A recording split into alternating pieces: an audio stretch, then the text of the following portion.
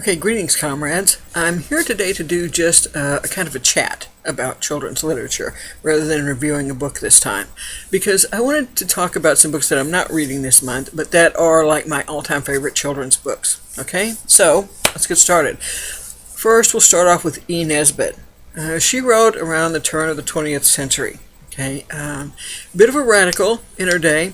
She wrote two types of stories, some that are magical and some that are realistic. The magical ones that she wrote, of those, my favorite is The Phoenix and the Carpet. And I highly recommend that if you haven't read it. Of the non-magical series that she wrote, I think my favorite one is called The Story of the Treasure Seekers. I just found it so sweet and so touching and very adorable, and I really liked it a lot. I think The Railway Children is probably her most popular and well-known of the non-magical types of stories, but there was just something charming about the Story of the Treasure Seekers that I really liked. Okay, so coming forward, or backwards, depending on how you view time, the next one is going to be a series that started back in the 30s by an author named Margaret Sutton. Girl Detective, okay? It's the Judy Bolton series. These are wonderful. If you haven't heard of them, if you haven't tried them, try and track them down. Now, I don't know if they're still in print. If they are, I don't know if they've been updated. I kind of hope not.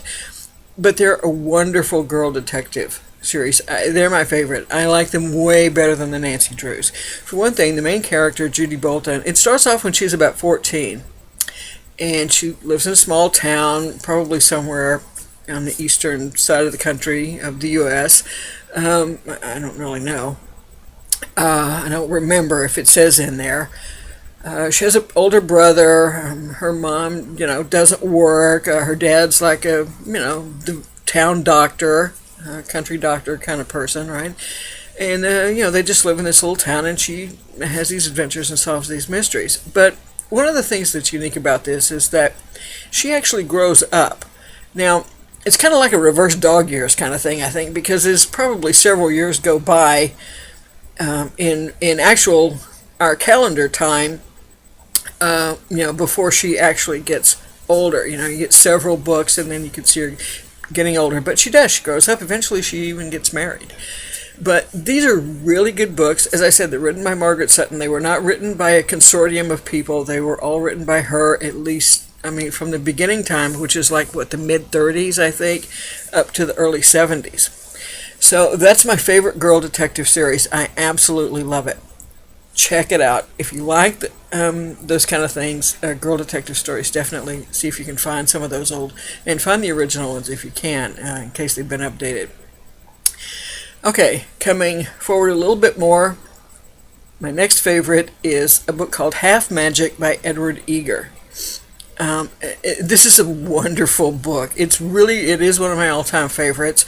It's about a group of kids, and they find, it's been a long time since I read it. I think it's a ring that they find, but they find some kind of magical object.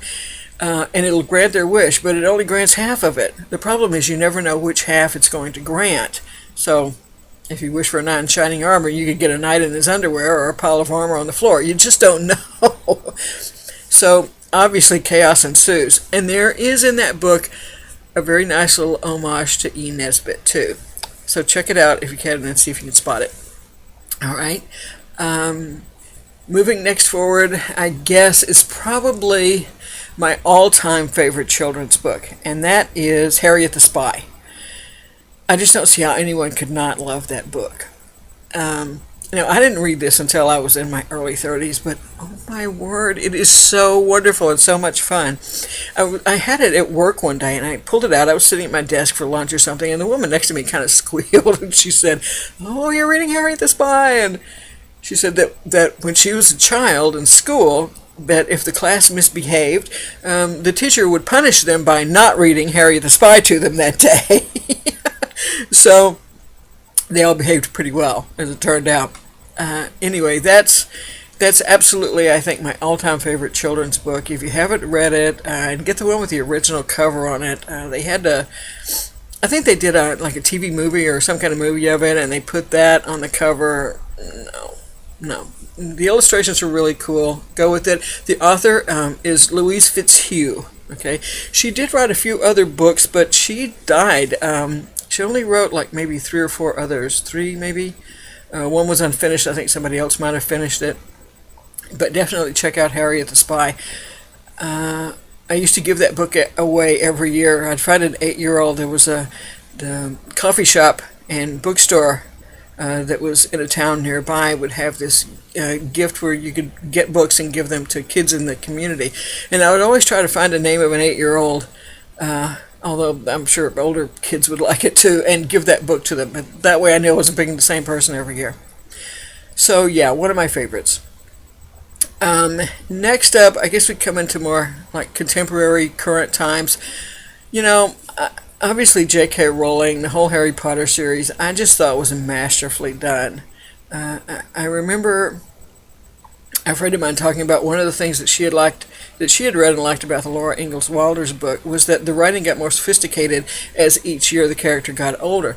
Well, you know, the same thing happens with Harry Potter books, and I just can't imagine how difficult that must be to pull that off as a writer. I wouldn't, I wouldn't even attempt it. But she did, and it worked great, and it's a great series, and, everybody said enough about it, but it's really good too. The other thing, I guess next up on the list would be almost anything by Kate DiCamillo, all right? A friend of mine gave me a copy as a present because of Winn-Dixie, and that was my introduction to Kate DiCamillo, and I will forever be grateful for that. That's a wonderful book, if you haven't read it. That The Tale of Despereaux I really loved, and she has one for younger readers too. Those are like 8 to 12, I think, but she has one for younger readers too about a pig called Mercy Watson.